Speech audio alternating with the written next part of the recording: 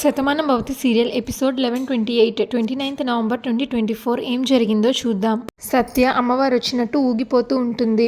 భాను భువనేశ్వర్తో వెళ్ళొస్తానండి, నా వల్ల ఏమైనా ఇబ్బంది కలిగి ఉంటే క్షమించండి అని అంటుంది. అప్పుడు భువనేశ్వరి, నిన్ను డెలివరీ అయ్యేంత వరకు మా ఇంట్లో ఉండమని అనుమతించాను, కానీ నువ్వు ఊర్లో ఉండకూడదని ఆ అమ్మవారు ఆజ్ఞాపించింది. ఆ తల్లి మాటను ఈ ఊర్లో ఎవ్వరం కాదనము, కాబట్టి నువ్వు వెళ్తామన్నా మేమెవ్వరం ఇప్పుడు ఆపలేకపోతున్నాం అని అంటుంది భువనేశ్వరి బాధగా.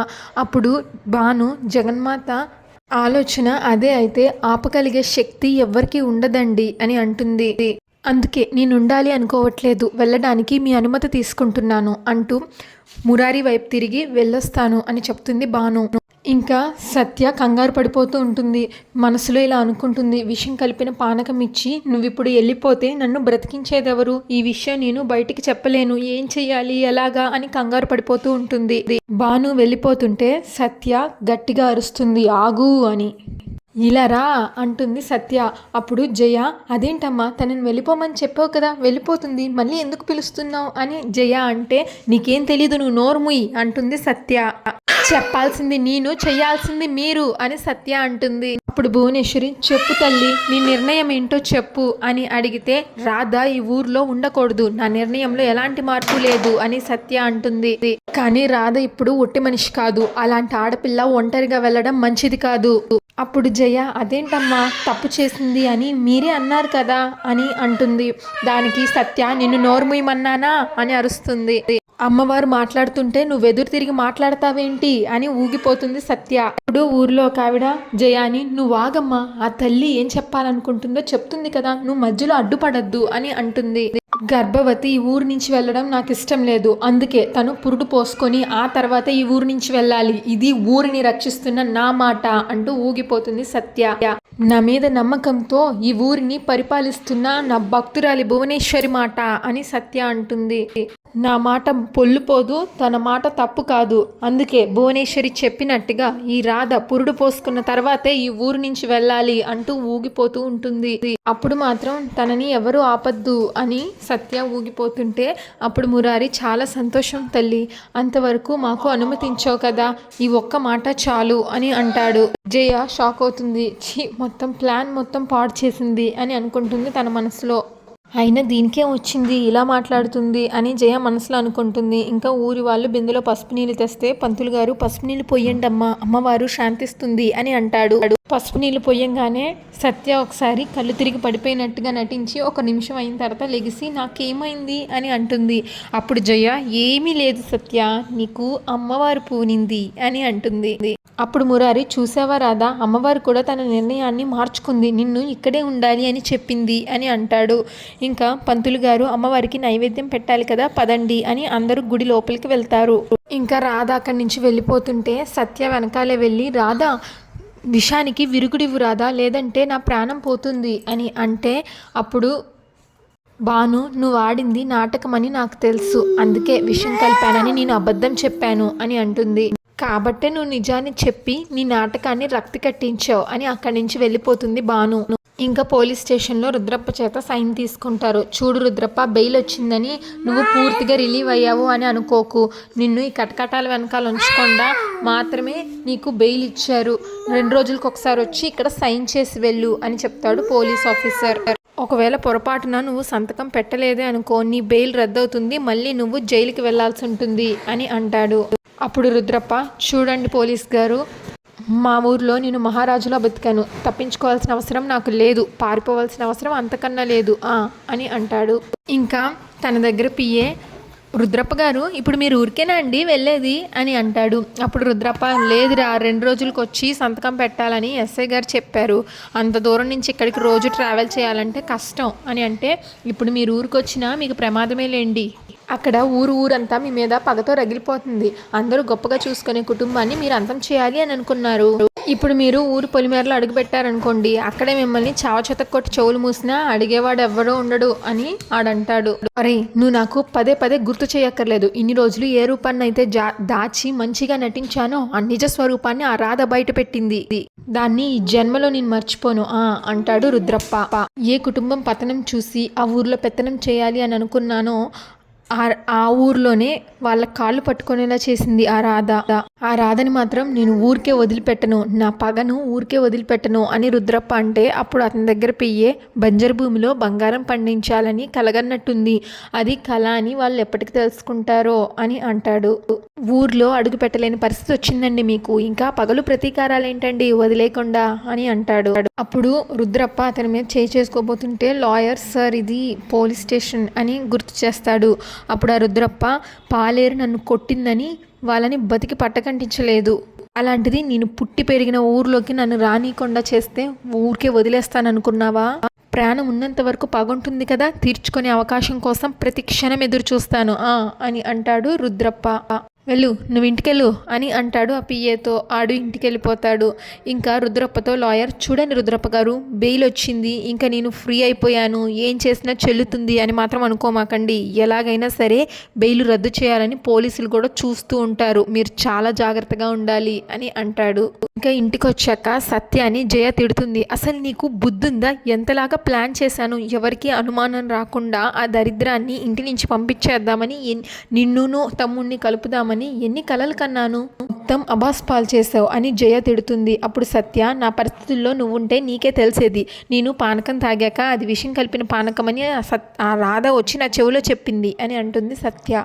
అప్పటికే అమ్మవారు పూన్నట్టు నాటకం మొదలు పెట్టాను, నిజాన్ని బయటికి కూడా చెప్పలేను, ఎక్కడ ప్రాణం పోతుందో అని నాకు భయం వేసింది, అది అర్థం చేసుకోవేంటి అని సత్య అడుగుతుంది.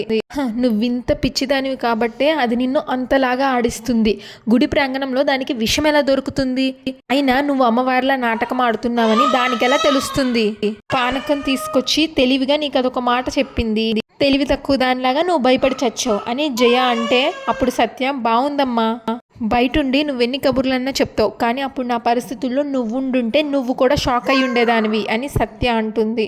ఊరందరి ముందు అనుమానం రాకుండా దాన్ని పంపించేద్దాం అనుకుంటే అది నన్ను ఏకంగా పైకే పంపించేస్తుందేమో అని నాకెంత భయం వేసిందో, అది అర్థం చేసుకోవేంటి అని అంటుంది. అప్పుడు జయ, చాలే ఆపు, చేసింది చాలక ఇంకా నిన్ను నువ్వు సమర్థించుకోవాలని చూడకు, నాకు అసలుకే ఒళ్ళు మండిపోతుంది, దొరికిన అవకాశం మళ్ళీ దొరుకుతుందా చెప్పు అని అంటుంది జయ. అది ఒకవేళ డెలివరీ అయ్యేంత వరకు ఇదే ఇంట్లో ఉంది అంటే తర్వాత దాన్ని పంపించడం మన వల్ల కాదు కదా, ఆ కొండ మీద ఉన్న అమ్మవారి వల్ల కూడా కాదు అని జయ అంటే, మీ మావయ్యని నువ్వు తక్కువ అంచనా వేస్తున్నావే, అందుకే కదా నేను ఇంతలా తలబద్దలు కొట్టుకుంటున్నాను అని జయ అంటుంది. దానికి సత్య, చూడమ్మా, నేను ఇప్పుడు ఎంత అరుచుకున్నా ప్రయోజనం ఏమీ లేదు, ఆ రాధ అనుకున్న చేసేసింది, నా ప్రాణం పోనందుకు నేను సంతోషంగా ఉన్నాను, అయినా అమ్మవారి ముందు నాటకాలు ఆడితే ఇలానే అవుతుంది అని సత్య అంటూ ఒక్కసారిగా ఆగిపోతుంది. ఏంటి చెవుకోసిన మేకలాగా వాగుతూ అలా ఆగిపోయావు అంటూ వెనక్కి చూస్తే సత్య వాళ్ళ నాన్న వచ్చి మొత్తం వినేస్తాడు. జయ వాళ్ళ ఆయన వచ్చి, మీరు మరీ ఇంత నీచంగా ఆలోచిస్తారు అని అనుకోలేదు, అమ్మవారి ముందు నాటకం ఆడితే ఇలానే జరుగుతుంది, కరుణించే కల్పవల్లి కాబట్టి ఊరందరూ ఆ అమ్మవారిని ఇంతలాగా కొలుస్తున్నారు, అలాంటిది ఆ దేవత ముందే మీరు నాటకాలు ఆడారు అంటే అది ఆ అమ్మవారు అస్సలు క్షమించదు, రాధ విషయంలో మీ ఇద్దరు ఎలాంటి పిచ్చి పిచ్చి వేషాలు వేసినా అది అస్సలు బాగోదు, అయినా రాధ మీద మీకెందుకు ఇంత కోపం, డెలివరీ అయ్యాక తనే వెళ్ళిపోతాను అని అనింది కదా, కనీసం అంతవరకైనా తనని ప్రశాంతంగా ఉండనివ్వండి, ఇలాంటి పిచ్చి పిచ్చి వేషాలు ఇంకెప్పుడు వేయమాకండి అని అక్కడి నుంచి వెళ్ళిపోతాడు. ఇంకా ఊర్మిళ డల్గా కూర్చుంటే మనోహర్ వాసుతో ఇలా అంటాడు, చూడరా మనసులో దిగులు పట్టుకొని రోజు రోజుకి ఎలాగ కుంగిపోతుందో, అసలుకే ఇప్పుడు ఏం బాలేదు, ఇంకా తను ఇలా దిగులు పడి ఒంటికి తెచ్చుకుంటే నేనేమైపోవాలి, నువ్వైనా చెప్పరా వాసు అని అంటాడు.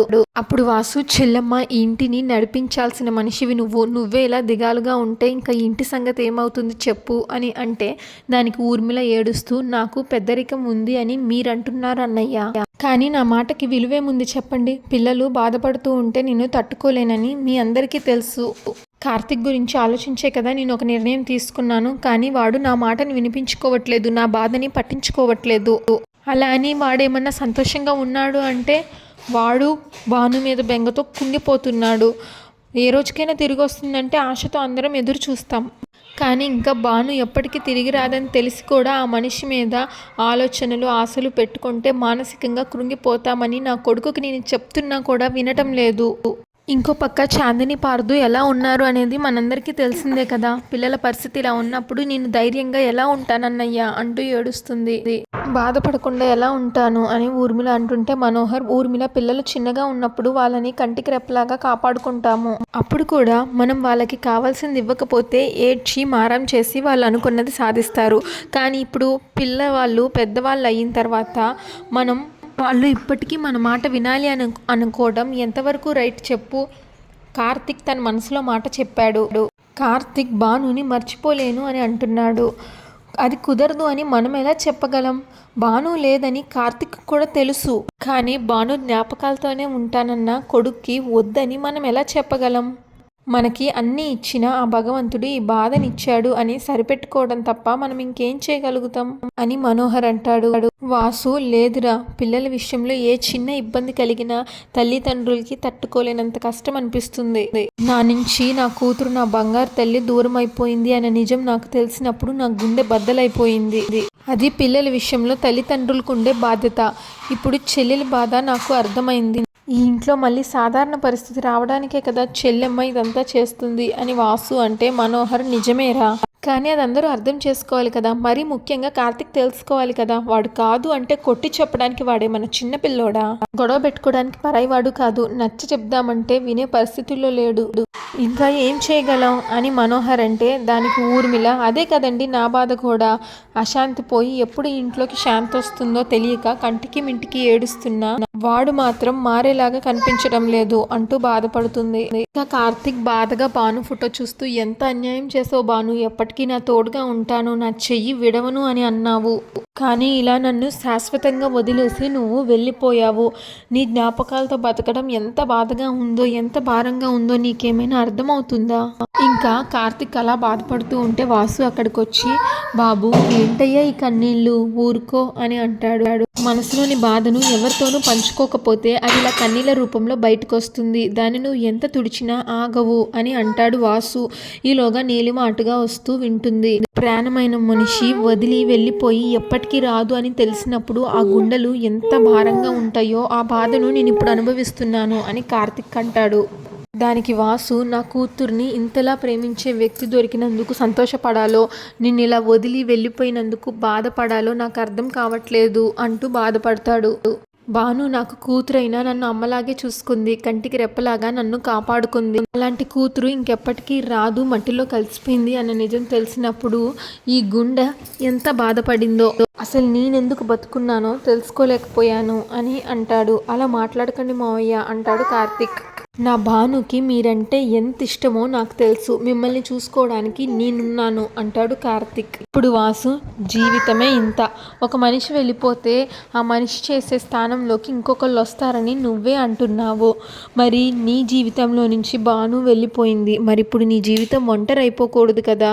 నీతో జీవితాన్ని పంచుకోవడానికి నీకు ఒక తోడు కావాలి కదా. అది అందించాలని కదా చెల్లమ్మ ఇంత ప్రయత్నం చేస్తుంది అని అంటాడు వాసు. అది ఎందుకు నువ్వు అర్థం చేసుకోవట్లేదు అని వాసు అంటే, జీవితంగా ప్రేమించే భాను వెళ్ళిపోయాక ఇంక జీవితం మీద ఆశయం ఉంటుంది మావయ్య అంటాడు కార్తిక్. అందుకే తన జ్ఞాపకాలతో ఒంటరిగా ఉండాలి అని అనుకున్నాను, కానీ ఇంకొకరికి నా జీవితంలో అవకాశం ఇవ్వలేను అని అంటాడు కార్తిక్. దానికి వాసు, తప్పయ్యా, నువ్వు ఇలా ఒంటరివై బాధపడుతున్నందుకు నీ తల్లి మనసు ఎంతలాగా కుంగిపోతుందో ఆ తల్లి మనసు అంతలాగా బాధపడడం మంచిది కాదు. అమ్మ కన్నీరు ఇంటికి శుభం కాదు. నేను చెప్తున్నాను, నా కూతురి స్థానంలో నువ్వు నీలిమని తీసుకొని రావాలి. నీలిమ కూడా ఇప్పుడు నా కూతురితో సమానం, దయచేసి నువ్వు కాదనుకో బాబు అని అంటాడు. అదంతా పక్క నుంచి వింటున్న నీలిమ షాక్ అవుతుంది. కార్తిక్ ఆలోచిస్తాడు ఏం చెయ్యాలి అని. ఇంకా అంతటితో ఎపిసోడ్ పూర్తయిపోతుంది. ఇంకా నెక్స్ట్ ఎపిసోడ్ ప్రోమోలో జయ వంటగదిలో మజ్జిగలో అదేదో పౌడర్ కలుపుతుంది. ఇలా అనుకుంటుంది తన మనసులో, రాధా ఈ మజ్జిగలో ఒక పౌడర్ కలిపాను, అది నువ్వు తాగితే నీ కడుపులో ఉన్న బిడ్డ నువ్వు శాశ్వతంగా పైకి వెళ్ళిపోతారు అనుకుంటూ నవ్వుకుంటుంది. ఆ మజ్జిగ తీసుకొని వెళ్ళి భానుకి ఇస్తుంది. భాను ఆ మజ్జిగ తాగేస్తుంది. ఇంకా జయ తన మనసులో, రాధా ఇంకా నీ పని అయిపోయింది అనుకుంటుంది. Thanks for watching Shatamanam Bhavati serial regular update కోసం మా ఛానల్ని సబ్స్క్రైబ్ చేసుకోండి.